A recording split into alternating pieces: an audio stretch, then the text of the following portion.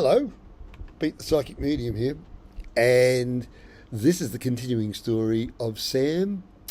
What was it? 4, 5, 6, 7. Yeah, this is number 8, and the continuing story of Sam, who passed over into spirit, and who came back and talked quite extensively to myself and a third party who was really the close friend of Sammy's, who was also a psychic medium, Danny.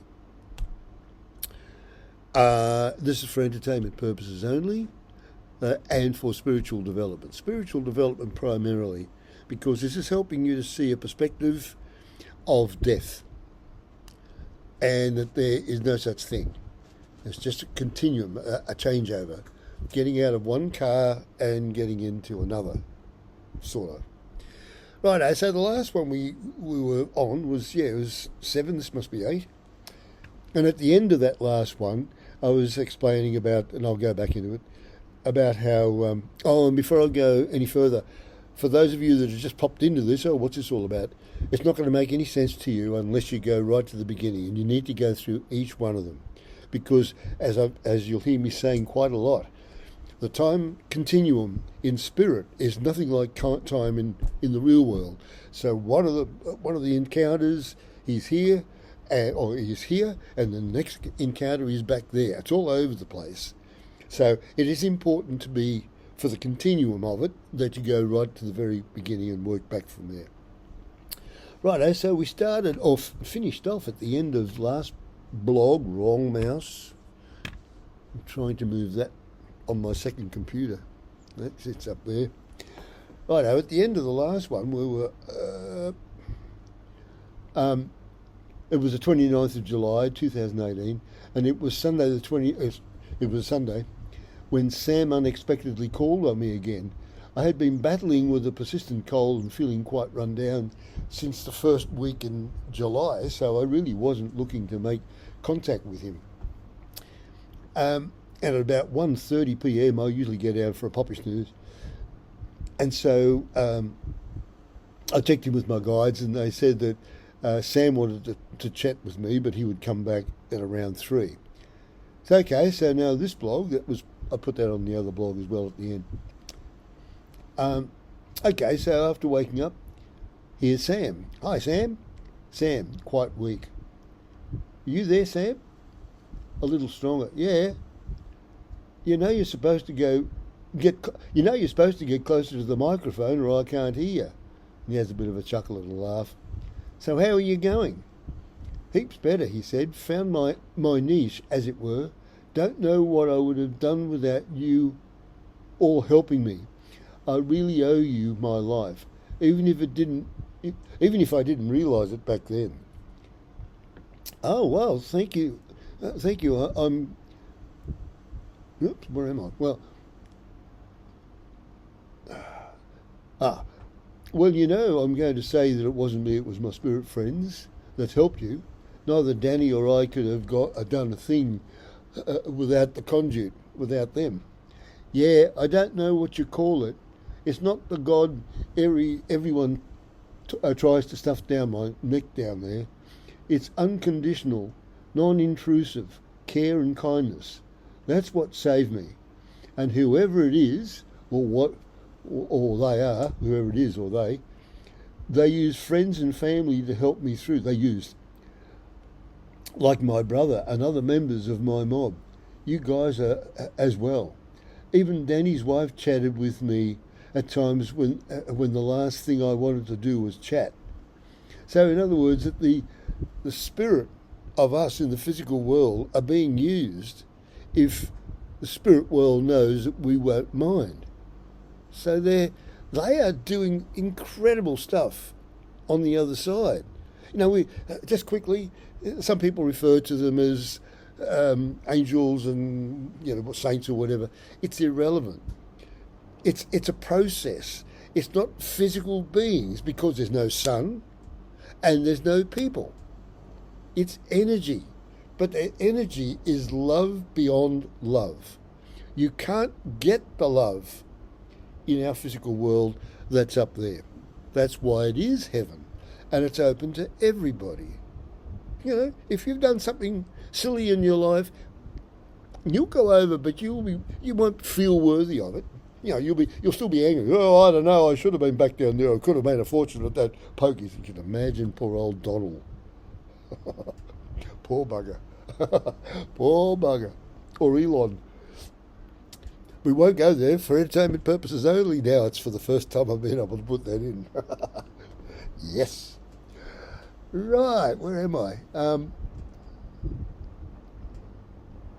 I think I'm done that bit, haven't I? If I'm rereading it again, sorry. I know they used you and Danny a lot. That time when I was actually talking to Danny, I had to go at him for his persistence. He had no idea I was talking what I was talking about. And so he was reiterating what I'd already told him earlier. I think that happened with me too.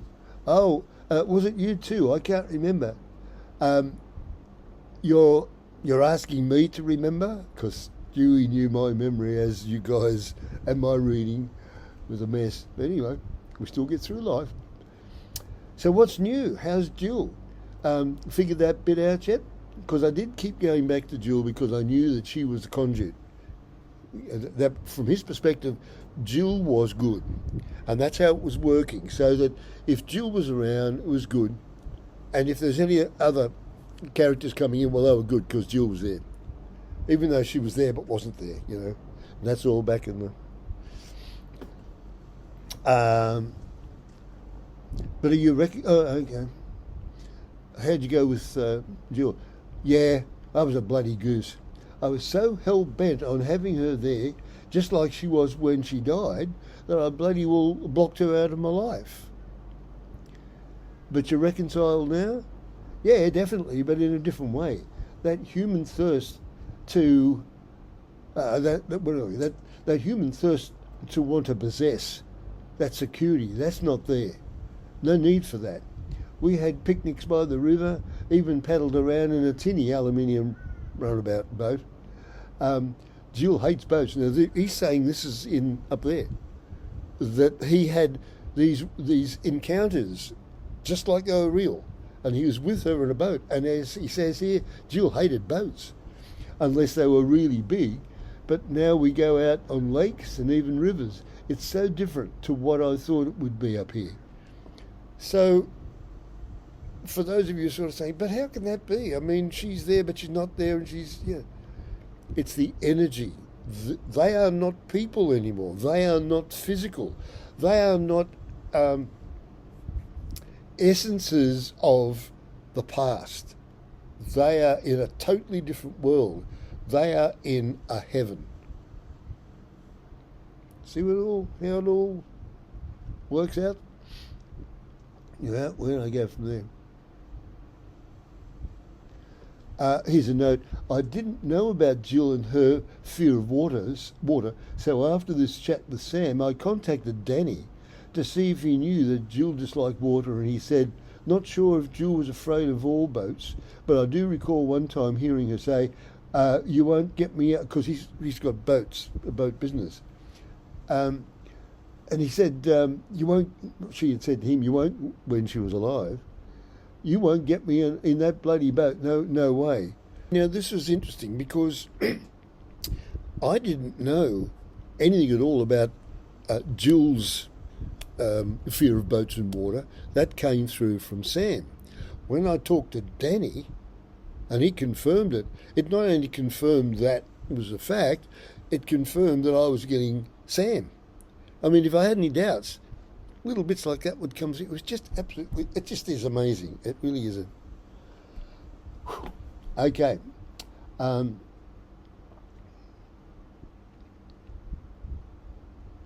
right, so I'll go past that. Yeah. So back to me. So what happens next for you up there, Sam? Do you just blissfully float along, or are there things that you have to do? And Sam come back. Don't know a lot about all that yet. Getting used to accepting the information that's coming to me. Everything I believe has been shaken. I've certainly grown up in a very short time. And he had a bit of a chuckle. So, would I spook you if I mentioned reincarnation further down the track? No, it's okay now. You would never even listen to him. I mean, no way. He'd even become a communist before that. But here he's saying, oh, no, it's okay now. You wouldn't want to have brought that up when I was in the doldrums. But now, well, what will be is the way for me from now on in.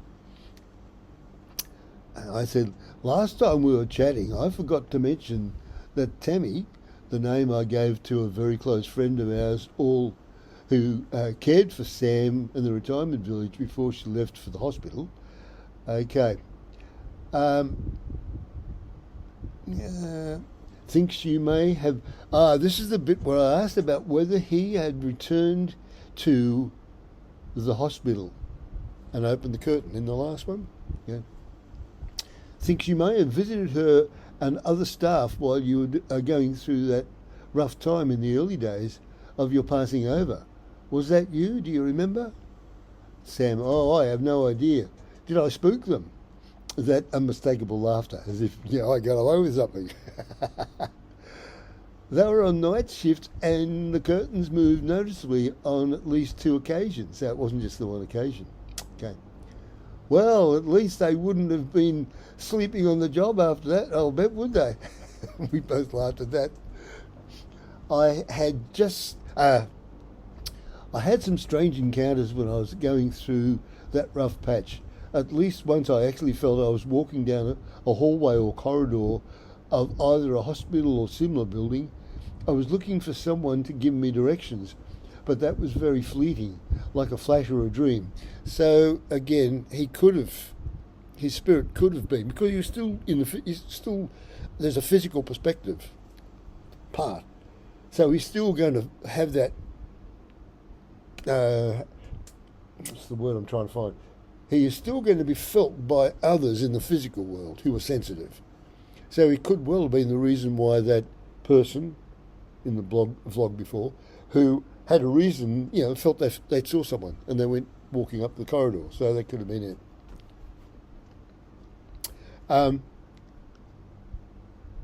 The curtain movement I thought might have been visitors me very early in the rough patch when I got you to walk to the window at the private hospital. But Tammy said their incident happened at least a month or 2 after that. Again, time is irrelevant. But I didn't, when I was writing this, I've learned a hell of a lot since then till now, as I can tell you. Okay.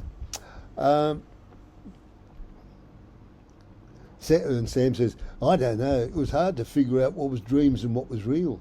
Even now, trying to figure out what's real and what's not has me in a spin.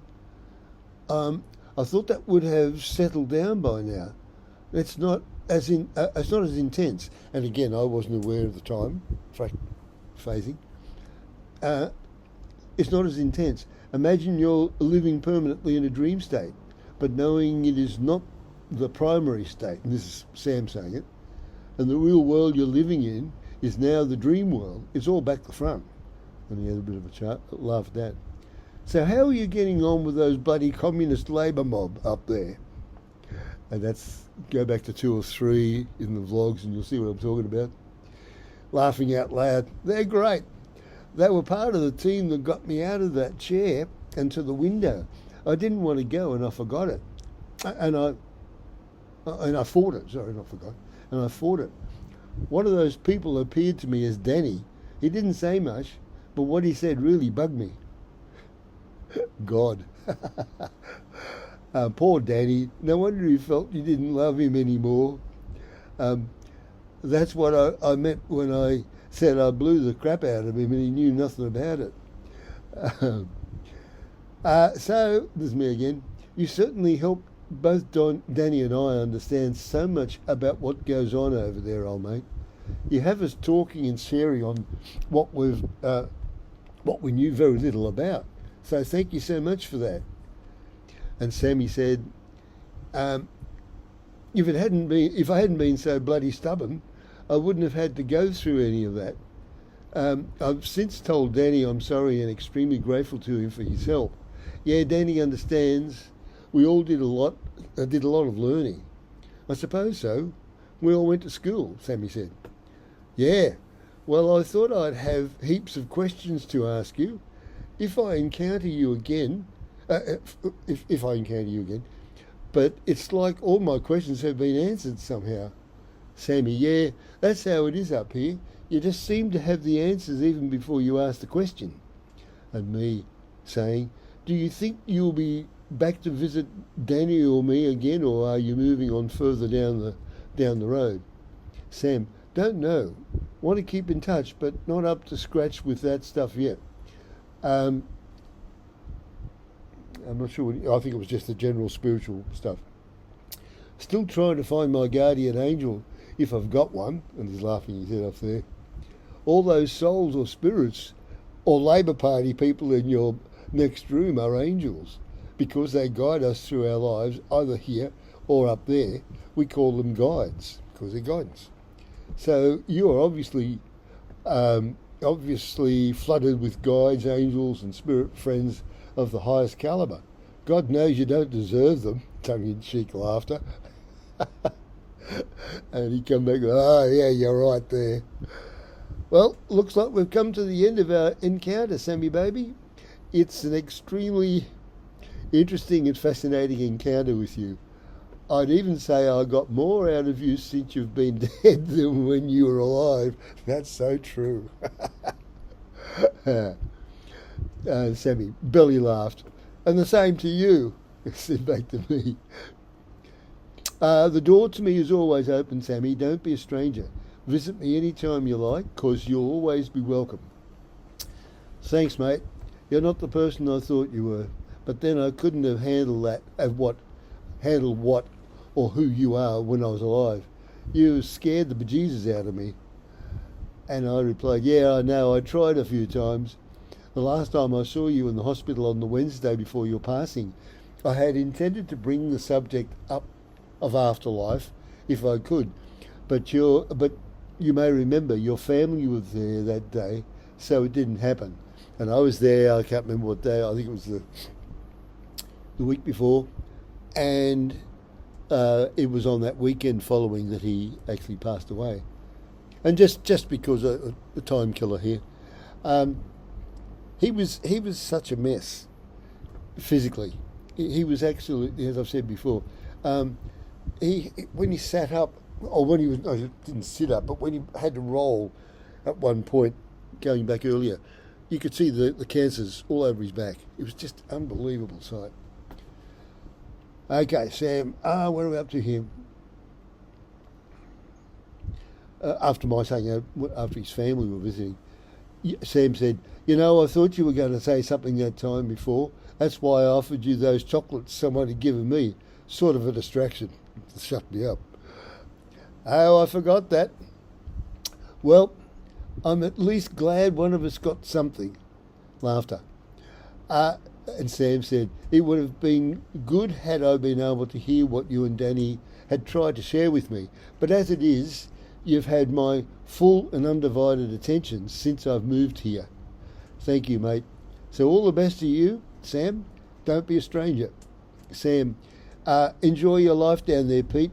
You're a year older than me, but you still outlived me. It's going again. But you still outlived me, because he used to talk about that, he'd be saying, when you're dead and buried, I'll still be going on. And maybe you'll be the conservative in the room next door when I pass over.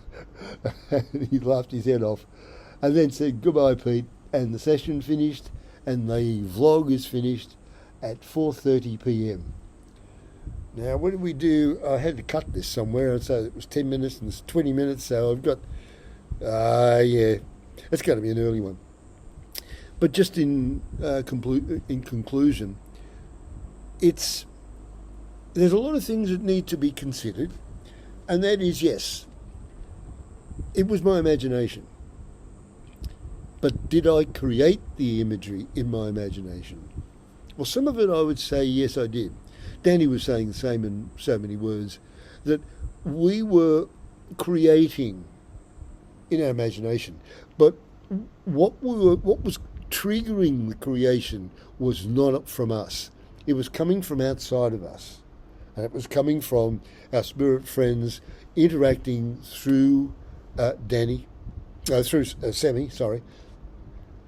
and developing the story. Now, that was one of the reasons why I was always skeptical that I was doing the right thing. And then, and it was around those times that out of the blue, I'd get something back, like from Sam telling me about Jill and the fact that she was petrified of water and wouldn't get in a boat. And I had that confirmed. I had no idea of that prior. And Danny confirmed it and said, yeah, she wouldn't go. Because Danny used to have a chance to take boats out and test them. And so he used to offer them to come out with him, come out for the day or whatever, on a weekend. And, of course, no way would she get on the boat. So it was an interesting encounter. It's a sad encounter, a sad situation now. He does come back, but it's very fleeting, and it's just a message passed down through my guides. But it's sad in that there's one, as far as we know, there's one that we're able to help to get through a lot. He didn't have to go through half the pain he would have to have gone through. And yet there are so many of your friends and family who are going through that because no one is telling them there is a life after. And even if there is a life after, it's not enough to say, oh, all's well, there's a heaven, you'll go over to heaven and you'll be... It's got to be that we can't compare your life in this physical world to the life you're going to be in over there. Be passive, be patient, you're saying to them. Be passive, be patient, and believe you are worthy, and then you will be. Yeah, you could probably pull out a string of your bloody computer load of faults, you could say to them, that you've done in your life. But they don't mean a thing.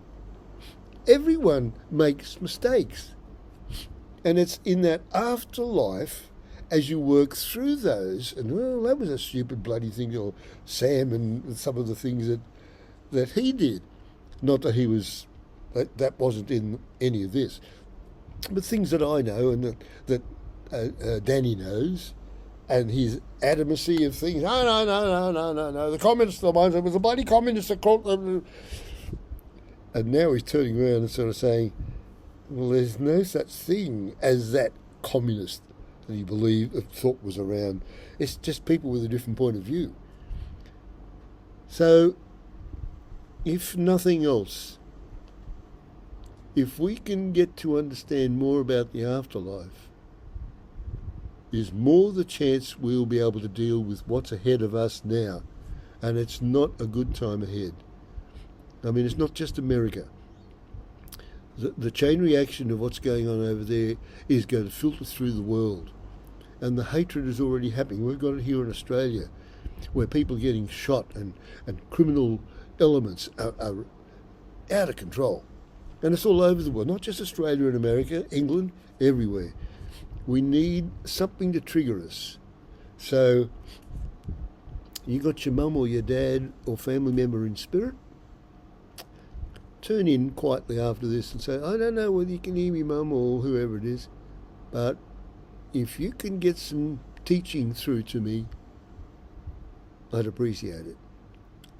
You're talking to the system, and the system loves you, and the system is the love coming through your family members. That's about it. I hope you enjoyed it. And apologies for my reading skills. I don't have any. And apologies for what else? Other bits and pieces. That makes me human. Because would you want me any other way?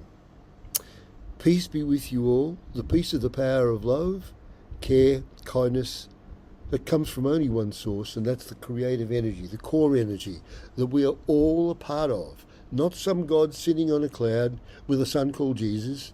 No, that's rubbish. The power of love that Jesus channeled as a psychic medium, as the beautiful folks from all religious leaders that were talking the same talk.